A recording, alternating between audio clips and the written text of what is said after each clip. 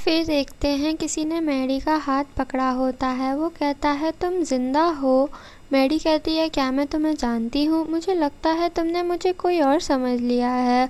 वो हंसते हुए कहता है तुम जिंदा थी, तुम इस पूरे टाइम जिंदा थी। कितना अच्छा है, मुझे पता था तुम नहीं मरोगी।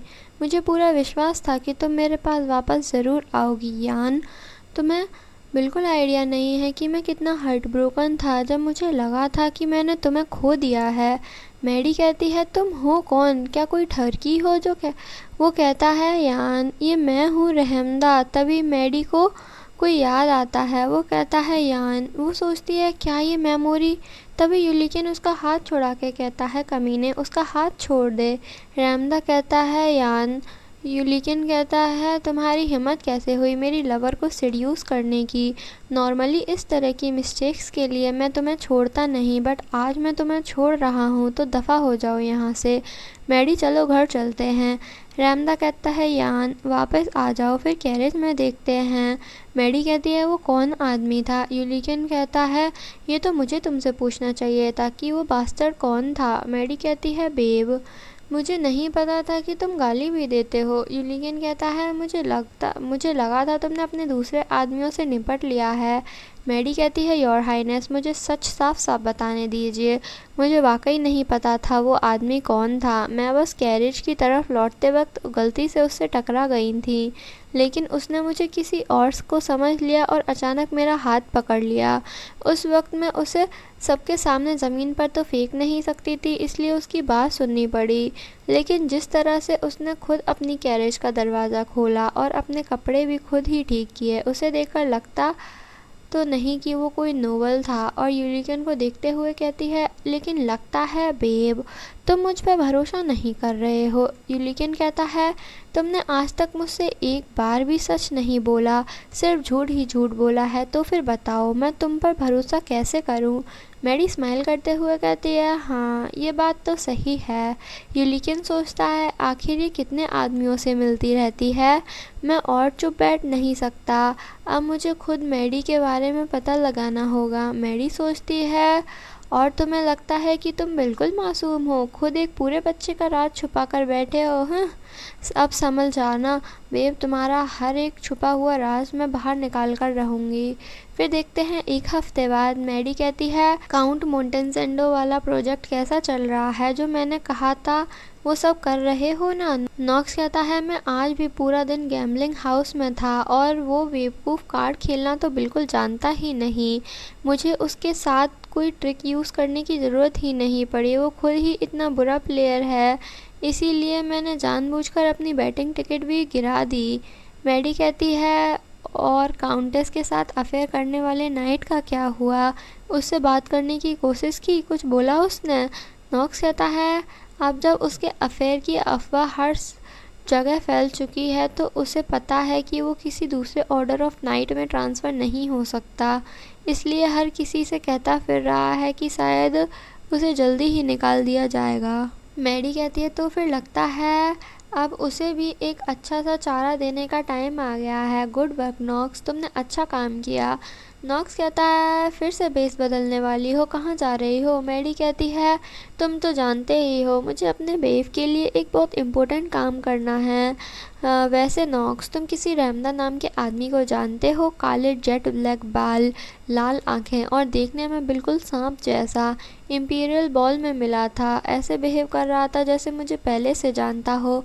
नॉक्स कहता है मतलब वो तुम्हें जानता है लेकिन तुम उसे नहीं जानती। इसका मतलब सिर्फ दो पॉसिबिलिटीज़ हैं, या वो एम्पायर की लोकल अथॉरिटीज़ से है या फिर किसी दूसरे देश का पुलिस ऑफिसर। मैडी याद करते हुए सोचती है ऐसा लगता है जैसे मुझे उसके बारे में कुछ याद आना चाहिए, लेकिन चाहे कितना भी दिमाग लगा लूँ याद ही नहीं आ पा रहा वो कौन है। छोड़ो, वो इतनी बड़ी मछली भी नहीं है, पहले असली काम पर ध्यान देते हैं। एसिड इसी जगह पर है, पिछली बार मैं जल्दी में थी इसलिए और गहराई से पता नहीं कर पाई, लेकिन जब मैं जा रही थी जिस बच्चे ने मुझे ब्रेड दिया था उसके बाल और आंखों का रंग देखकर मुझे पूरा यकीन है कि वो रोनेंडेंस ब्लड लाइन का ही है। मेरे प्यारे बेब को शायद लगा होगा कि उसने अपना ये राज बहुत अच्छे से छुपा लिया है और बिना उसकी परमिशन के इतनी गहराई से इन्वेस्टिगेशन करने में मुझे भी थोड़ा गिल्टी फील हो रहा है। लेकिन जब मैं तुम्हारे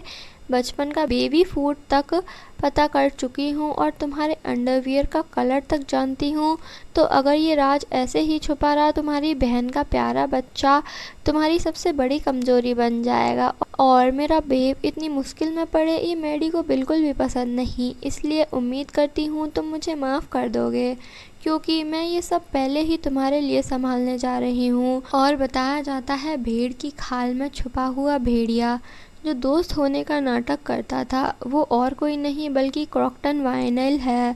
एस्टेड को चेक करने के बाद क्रॉकटन उस आदमी से मिला जिसके चेहरे पर निशान था और जो मेरा पीछा कर रहा था, और उसने उसे एस्टेड की हालत के बारे में डिटेल में बताया। फिर बदले में उसे मोटी रकम दी गई। उसकी मेड ने कहा था कि वो हर वीकेंड बाहर निकलता है, इसलिए मुझे पूरा यकीन है कि वो हर वीकेंड एस्टेड की इन्फॉर्मेशन बेचता रहा है। भले ही क्रॉकटन लंबे टाइम में यूलिकन के लिए ख़तरनाक साबित हो सकता है, मुझे यकीन है मुझे उसे ख़त्म करने का सही मौका ज़रूर मिलेगा, लेकिन अभी नहीं। यहाँ आसपास कोई छुपा हुआ नज़र नहीं आ रहा। क्या वो इस बात से डरा हुआ था कि एस्टेड की लोकेशन सामने आ जाएगी? इसलिए सब कुछ होने के बाद ही उसने क्रॉकटन को बताया। इतना सब कुछ झेलने के बाद भी मेरा बेब अभी भी बिल्कुल अनजान है। क्या वो ऐसे किसी राज को छुपाता है जो वो किसी को बताना नहीं चाहता? कितना केयरलेस है। और अंदर आके कहती है, ओ माय, लगता है मैं अकेली विजिटर नहीं हूँ। और स्लम्स में देखते हैं एक बुरी औरत कहती है, वेलकम, जो कि नॉक्स होता है।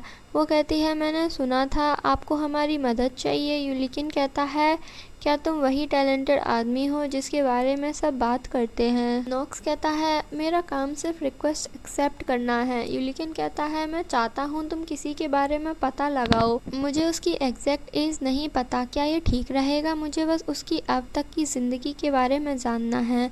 नॉक्स कहता है, बिल्कुल, ये हमारे लिए काफ़ी आसान है। हम मिसिंग लोगों को भी बहुत जल्दी ढूंढ निकालते हैं। सबसे ज़रूरी चीज़ फीस होती है।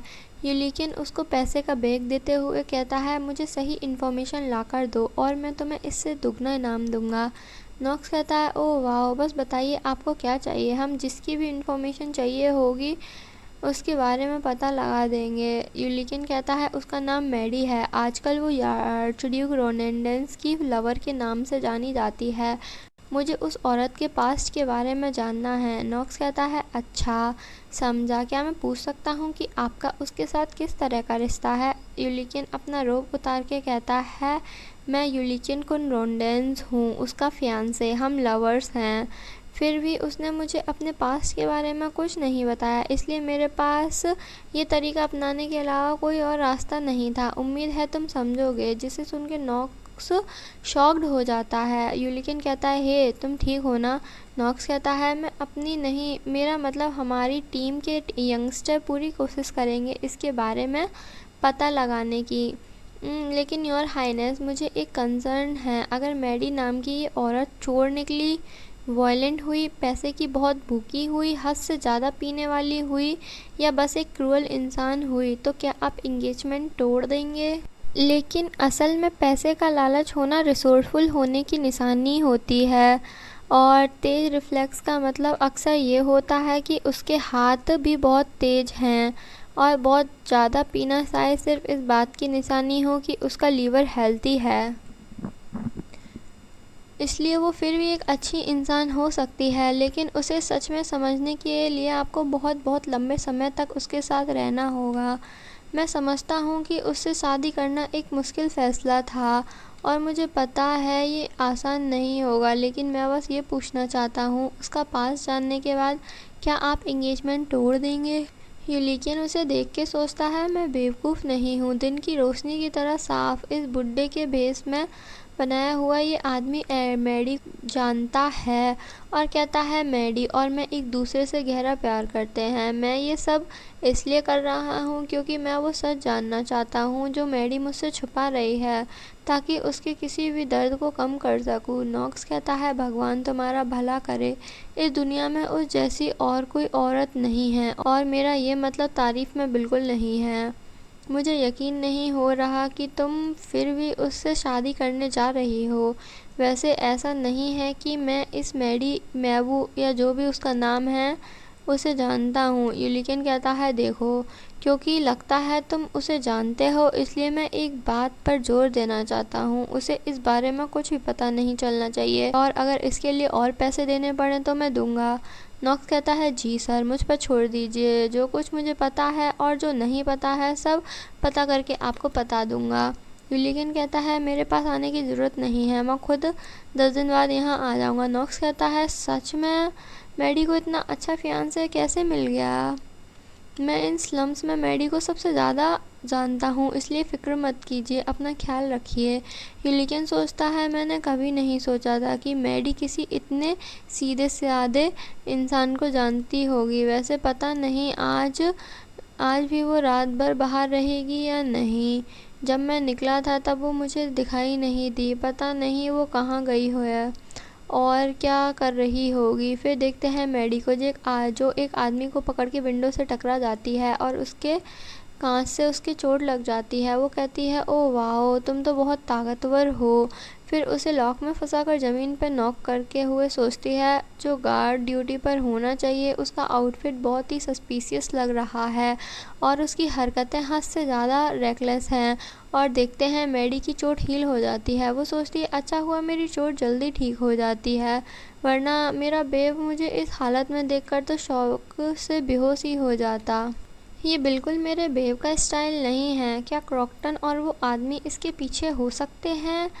पैसे का लेना देना होने के बाद भी वो काफ़ी देर तक बातें करते रहे थे। मुझे शक है कि वो कुछ प्लान कर रहे हैं, लेकिन अगर वो कोई बहुत बड़ा प्लान हुआ तो। और कहती है तुम्हारी हिम्मत कैसे हुई पहले मुझ पर अटैक करने की? मैं पहले ही बहुत सारे इंटरनल कॉन्फ्लिक्ट से जूझ रही हूँ। और उसकी तरफ डैगर फेंक के कहती है इसलिए ये सब सच में बहुत इरिटेटिंग है। वो डैगर उसके लग जाता है और वो गिर जाती है। मैडी कहती है क्या तुम पहले वाले से भी ज़्यादा कमज़ोर निकली? इतना कमज़ोर अपोनेंट को हराने में मज़ा नहीं आता। मैडी बहुत डिसअपॉइंटेड है। ओ डियर, अब लगता है मैं अपना डैगर यूज़ नहीं कर पाऊँगी, अब इसकी जगह इसे ही रख लेती हूँ। फिर एक रूम में आ जाती है। एक आदमी कहता है तुम कौन हो? और मैडी सोचती है आखिरकार हम मिल ही गए एस्ट्रेड, और कहती है मैं ये लाइन कहने वाली थी, तुमने मेरी लाइन चुरा ली। वो आदमी कहता है क्या ये कोई पागल है? दूसरा आदमी कहता है क्या तुम्हें नहीं लगता हमें डबल क्रॉस किया गया है? तो पहला आदमी कहता है क्या तुम कह रहे हो हमें धोखा दिया गया है? तुमने कहा था हमें बस इस औरत को मारना है, घर को बर्बाद करना है और निकल जाना है। तुमने यकीन दिलाया था कि कोई और बीच में नहीं आएगा। छोड़ो भी, मुझे शुरू से ही उस चेहरे पर निशान वाले आदमी पर भरोसा नहीं करना चाहिए था। मुझे पहले ही लगा था कि कुछ गड़बड़ है। मैडी एक औरत को देख के सोचती है रुको, इसके हाथ तो बिल्कुल ठीक हैं, शायद मुझसे गलती हो गई थी। तो वो ये डिसाइड ही नहीं कर पाया कि अपनी छोटी बहन और उसके बच्चे को कहीं भेजना है या उनकी पहचान छुपाने में मदद करनी है। लेकिन लगता है उसकी छोटी बहन पहले ही मर चुकी है, पर एग्जैक्टली कब? शायद वो इतने छोटे बच्चे को बिना किसी गार्जियन के अकेला नहीं भेज सकता था, और अगर उसने उन्हें जल्दीबाजी में कहीं भेजने की कोशिश की होती तो जो लोग इन सब के पीछे हैं उन्हें शक हो जाता। अपनी आखिरी बचे हुए फैमिली मेम्बर को खोना यूलिकेन को पूरी तरह तोड़ देगा। इतना दर्द उसे ऐसे बर्बाद कर सकता है कि वो कभी संभल ही ना पाए। बाहर से वो जितना स्ट्रॉन्ग दिखता है अंदर से उतना ही सेंसिटिव है, और अकेलेपन उसे बहुत तकलीफ़ देता है। अगर उसकी जीने की इच्छा ही ख़त्म हो गई और उसने हमारा कॉन्ट्रैक्ट तोड़ दिया तो सबसे ज़्यादा नुकसान मेरा ही होगा। फिर कहती है हेलो, तुम एस्ट्रेड हो ना? तुम बिल्कुल उस इंसान जैसी लगती हो जिसे मैं जानती हूँ। मैं इन लोगों जितनी डरावनी नहीं हूँ, तो तुम मेरे साथ चल सकती हो, मैं तुम्हारी नई स्टेप मॉम बनूंगी। और सोचती है तो मुझे उसकी मदद करनी ही होगी, शादी का मतलब ही तो एक दूसरे की मदद करना होता है। वो औरत कहती है मैं माँ हूँ, मैं इस बच्चे की माँ हूँ। मैडी कहती है नहीं, तुम माँ नहीं हो, तुम सिर्फ नैनी हो, है ना। एक आदमी उस औरत की गर्दन पर चाकू रखकर कहता है हम बस वही करेंगे जिसके लिए आए हैं, ठीक है। हम नैनी को मार देंगे और बच्चे को साथ ले जाएंगे, इसलिए अपने काम से काम रखो और हमें अपना काम करने दो। वो नैनी कहती है प्लीज़ मुझे बचा लो, मुझे मरने मत दो। मैडी कहती है ओ माए, कितने दयालु हो तुम, मैं तो तुमसे तुम्हारी प्लान के बारे में पूछने ही वाली थी, लेकिन तुमने खुद ही सब बता दिया। लेकिन अफसोस, तुम दोनों में से कोई भी यहाँ से ज़िंदा बाहर नहीं जाएगा, मैं इसीलिए यहाँ आई हूँ। वो आदमी कहता है मुझे नहीं पता तुम्हें किसने भेजा है, लेकिन क्या तुम्हें लगता है हम बिना लड़े पीछे हट जाएंगे। मैडी उसे देख के कहती है मिस्टर, तुम्हारे हाथ के पीछे जो 5 डॉट्स बने हुए हैं वो हरवन गैंग का निशान है ना। कोई हैरानी नहीं कि हरवन इतने गुस्से में रहता है, उसके आदमी ना उसकी बातें मानते हैं और ऊपर से बच्चों को किडनैप भी करते हैं। वो आदमी कहता है रुको, तुम हरवन को जानती हो। मैडी कहती है बिल्कुल जानती हूँ, मैंने तुम्हें बताया नहीं था, मेरा काम ही तुम्हें यहाँ से भागने से रोकना है। तुम्हें क्या लगा मैं यहाँ क्यों आई हूँ। तुम लोगों ने चुपके से मिशन एक्सेप्ट कर लिया हरवन को बिना बताए, और पैसे भी खुद ही रख लिए, और सोचती है वैसे मैं पूरी तरह झूठ बोल रही हूँ। फिर कांच का टुकड़ा पकड़ कर उस आदमी की तरफ बढ़ती है और नैनी से कहती है बच्चे की आंखें ढक दो और उस तरफ भाग जाओ। फिर उन आदमियों पर अटैक करती है। एक आदमी चाकू पकड़कर कहता है मर जा। तभी मैडी उसका हाथ पकड़ लेती है और उसी के चाकू से उसका स्टैब कर देती है। सबको हराने के बाद कहती है सब खत्म हो गया, लेकिन अभी अपनी आंखें मत खोलना और बिल्कुल हिलना मत, ठीक है। मेरा हो गया, चलो। नैनी कहती है तुम्हारे कपड़े। मैडी कहती है शांत हो जाओ, मैंने सिर्फ कपड़े बदले हैं क्योंकि मेरी ड्रेस ख़राब हो गई थी और मुझे तुम्हारे मास्टर ने भेजा है, उन्होंने ही मुझे तुम दोनों की हिफाजत करने का ऑर्डर दिया है, और अगर कुछ भी हो जाए। सोचती है ये भी झूठ है। नैनी कहती है क्या फिर सर क्रॉकटन खुद यहाँ क्यों नहीं आए। मैडी सोचती तो बात ये है, इसका मास्टर यूलिकियन नहीं क्रॉकटन है। जब इसने थोड़ी देर पहले इतनी बड़ी सिचुएशन में बच्चे को इग्नोर किया तभी मुझे कुछ अजीब लगा, मतलब ये नैनी भी क्रॉकटन ने भेजी थी। मुझे इस कमरे में भी कुछ चीज़ें अजीब लग रही हैं, और अब ध्यान से देखने पर बच्चा भी। नैनी कहती है ओह, क्या आप सर क्रॉकटन के आने से पहले रास्ता साफ कर रही हैं। मैडी कहती है हाँ बिल्कुल, और सोचती है तो ये असैसिन के बारे में पहले से ही जानती थी, इसीलिए तो ये अपनी जान की भीख मांग रही थी। नैनी कहती है आखिर हुआ क्या है, मुझे तो सिर्फ इतना कहा गया था कि चाहे कुछ भी हो जाए मुझे इसी मैनर में रहना है। मैडी कहती है चाहे कुछ भी हो जाए, कितनी अजीब बात है। क्या तुम्हारी पहली प्रायोरिटी बच्चे की हिफाजत नहीं होनी चाहिए, मतलब तुम्हें यहाँ से निकलना भी नहीं था, चाहे चोर घुस आए या असैसिन। क्या इसीलिए क्योंकि तुम्हारे मास्टर खुद तुम्हें बचाने आने वाले थे। वो इतनी दूर सिर्फ एक नैनी को बचाने आता जो बच्चे को सताती है और उसकी जगह अपनी जान की भीख मांगती है। वो वाह कितना दरिया दिल मास्टर है। फिर उसे बेहोश करके कहती है ओ डियर, लगता है तुम बहुत थक गई हो, तुम तो पहले ही सो गई। सोचती है एस्टर को बचाने के बाद क्रॉकटन साई यूलिकियन से कहेगा कि वो बच्चे को किसी और ज़्यादा सेफ जगह ले जाएगा। शायद वो यूलिकियन को जल्दी में डिसीजन लेने पर मजबूर करना चाहता है और फिर एस्टर को उसे और भी ज़्यादा दूर छुपा देगा। हो सकता है वो एस्टर को ऐसी जगह छुपाने वाला था जहाँ यूलिकियन कभी उसे ढूंढ ना पाए, और फिर उसी को लीवरेज बनाकर उसकी जान को धमकाएगा। लेकिन क्या उन लोगों ने सच में बच्चे के सामने नैनी को मारने का प्लान बनाया था, जिसने इतने सालों तक उसकी देखभाल की थी। क्या वो लोग पागल थे। शायद क्रॉकटन का प्लान था कि एस्टर के दिल में डर बैठा दिया जाए और फिर उस डर का इस्तेमाल करके उसे कंट्रोल किया जाए। आखिर डर ही सबसे आसान तरीका होता है किसी को अपने काबू में करने का। फिर दिखाया जाता है छोटी मैडी को कोई इंजेक्शन लगा रहा होता है। वो कहती है नहीं, मैं नहीं चाहती, मैंने कहा नहीं। मैं और इंजेक्शन नहीं लगवाऊंगी, मुझे नहीं चाहिए। ये याद करके उसका सर दुखने लगता है। वो सोचती है ये अभी क्या था, ये अजीब सी याद अचानक से कहाँ से आ गई। फिर एसिड को देखकर सोचती है उन कमीनों की हिम्मत कैसे हुई कि इतने छोटे बच्चे पर हाथ उठाने की। फिर कहती है एसिड, मैं तुम्हें बचाने आई हूँ, चलो यहाँ से चलते हैं। एसिड, तुम कितनी साल की हो? 5 साल की हो? एसिड मना करती है और बताती है 7 साल। मैडी कहती है ओ तुम 7 साल की हो, डरो मत, मैं तुम्हारे अंकल यूलिकिन की दोस्त हूँ, मैं तुम्हारी हिफाजत करने आई हूँ, मैं तुम्हें सिर्फ तुम्हारी परमिशन से ही छूऊंगी, मैं सच कह रही हूँ। लगता है तुम्हें चुप रहना पसंद है, इसलिए अगर तुम बात नहीं करना चाहती तो बस अपना सिर हिला देना, ठीक है? एस्टर अपनी गर्दन हिलाकर हाँ करती है। मैडी कहती है गुड, तुम बहुत स्मार्ट हो। अब मैं तुमसे कुछ क्वेश्चंस पूछूंगी। तुम्हारे हाथ पैरों पर इतने सारे निशान हैं और इतनी ठंड में भी तुम्हारे कपड़े बहुत पतले हैं, क्या ये सब नैनी ने किया है? क्या उसने तुम्हें कहा था कि अगर कोई ये सवाल पूछे तो ना कहना? एसिड फिर गर्दन हिलाकर हाँ करती है। मैडी कहती है समझ गई। तो फिर मैं कुछ और पूछती हूँ, क्या तुम नैनी के उठने तक यहीं रहना चाहती हो या मेरे साथ चलकर कोई मज़ेदार स्टोरी बुक पढ़ना चाहती हो? एसिड फ्लिंच करती है तो मैडी कहती है क्या हुआ? क्या तुम इस बात से हैरान हो कि मैं तुम्हारे दिल की बात इतनी अच्छी तरह से कैसे समझ सकती हूँ? मेरे पास एक्चुअली सुपर पावर्स हैं, चाहे तुम कुछ ना भी बोलो मैं तुम्हारे थॉट्स सुन सकती हूँ, और वैसे भी वो काफ़ी लाउड होते हैं। इसीलिए जैसे ही मैंने तुम्हारे मन में मदद की पुकार सुनी, मैं तुरंत तुम्हें सामने आ गई। एस्टर को याद आता है क्रॉकटन कहता है कभी भी इस घर से बाहर मत जाना, लोगों को तुम्हारे बारे में कभी पता नहीं चलना चाहिए, सिर्फ इसी तरह तुम जिंदा रह पाओगी। मैंने तुमसे नहीं कहा था कि खिड़की के बाहर मत देखना। मैडी कहती है मैं तुम्हें गोद में उठा सकती हूँ ताकि तुम्हें डर न लगे। फिर एस्ट्रिड मैडी की गोद में आ जाती है। मैडी कहती है ओह तुम कितनी क्यूट हो, इतनी प्यारी सी बच्ची आखिर आई कहाँ से है?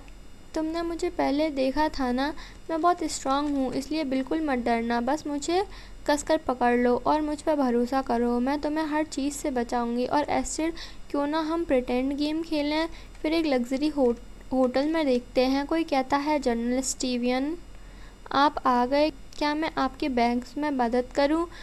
जो कपड़े आपने कल मंगवाए थे मैंने उन्हें आपके रूम में रख दिया है।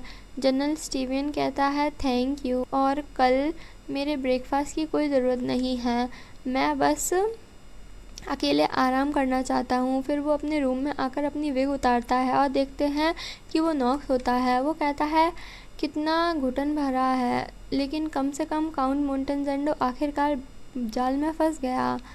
मैं तो बस जानबूझकर अपनी बैटिंग टिकट गिरा दी थी और उसे दी थी। मैं तो काफ़ी नर्वस हो गया था कि जब वो पूरे 1 हफ्ते तक हॉर्स ट्रैक पर ही नहीं आया, और जब वो दोबारा आया तो मैं इतना खुश हुआ कि मेरा मन किया उसे गले लगाकर घुमा दूं। फिर काउंट से कहता है आज लिली टर्म और बज के ऑर्डर में बैट लगा लीजिए, कम से कम 1000 डिलॉन तो जीत ही जाएंगे। जिससे काउंट शॉक्ड हो जाता है। नॉक्स सोचता है और उसके रिएक्शन से लगता है कि मेरी बैटिंग टिकट से जो 1000 डिलॉन उसने जीते थे वो सब पहले ही उड़ा चुका है। मुझे लगता है इसी वजह से वो मुझसे बचने की कोशिश कर रहा था, लेकिन आखिर में उसने मेरी बात मानी और बहुत बड़ा अमाउंट जीत गया। जीतने का वो थ्रिल इतनी आसानी से नहीं भूलता। काउंट कहता है ये सच है। फिर नॉक्स जाने लगता है तो काउंट कहता है रुको, कम से कम हम अपने नाम तो एक्सचेंज कर सकते हैं, मैं काउंट मोंटेजेंडो हूँ। नॉक्स कहता है ओ माफ़ कीजिए, मैंने अपना इंट्रोडक्शन नहीं दिया, मैं मार्चे स्टीवियन हूँ। काउंट कहता है मार्चे स्टीवियन और सोचता है मैंने ये नाम पहले कभी नहीं सुना। नॉक्स कहता है मैं समुंदर के उस पार पर्जिया से आया हूँ, इसलिए नेचुरली आपने मेरा नाम नहीं सुना होगा। काउंट कहता है पर्जिया, हाँ उसके बारे में सुना है, और सोचता है इसका सूट बहुत ही हाई क्वालिटी फैब्रिक से टला हुआ है, मैं इसे गलत नहीं पहचान सकता। ये एक अमीर लड़का है जो मज़े करने जानता है। नॉक्स कहता है एक दोस्त ने मुझे यहाँ आने की रिकमेंडेशन दी थी, लगभग 2 महीने हो गए हैं मुझे यहाँ आए हुए। काउंट कहता है अच्छा, एक जवान आदमी को हॉर्स रेस का इतना शौक देखना काफ़ी इंटरेस्टिंग है। नॉक्स कहता है हॉर्स रेसिंग से ज़्यादा मुझे बैटिंग में इंटरेस्ट है। वैसे जब हम पिछली बार मिले थे लगता है मेरी बैटिंग टिकट कहीं रह गई थी, क्या आपने उसे देखा? काउंट देते हुए कहता है बैटिंग टिकट? मुझे उसके बारे में कुछ नहीं पता, मैं भी आपके बाद ही वहाँ से चला गया था और सोचता है मुझे मना ही करना होगा। मैंने वो पैसे अपनी बेटी के बर्थडे पर खर्च कर दिए क्योंकि मेरी बीवी बार बार परेशान कर रही थी। अब मैं उसे वापस नहीं कर सकता। नॉक्स कहता है अच्छा कोई बात नहीं, वैसे भी वो इतना बड़ा अमाउंट नहीं था। काउंट कहता है लेकिन 1000 डिलोन में एक अच्छा मैनर खरीदा जा सकता था। नॉक्स कहता है मुझे यकीन है किसी ने उसका अच्छा इस्तेमाल किया होगा, वैसे भी मेरे जैसे इंसान के लिए इतने पैसे कुछ खास नहीं होते। काउंट कहता है तुम्हारे जैसा इंसान? नॉक्स कहता है मेरा मतलब जो हमेशा जीतता है। और सोचता है अब काउंट सीधा अपनी मिस्ट्रेस के पास जाएगा जो हॉर्स ट्रैक में काम करती है और मेरे बारे में इंफॉर्मेशन निकालने की कोशिश करेगा। काउंट कहता है ये स्टीवन कौन है? वो लेडी कहती है इतने दिनों बाद मुझसे मिलने आए हो और जनरल के बारे में पूछ रहे हो? ये वही लेडी है जिसके साथ काउंट का अफेयर चल रहा है।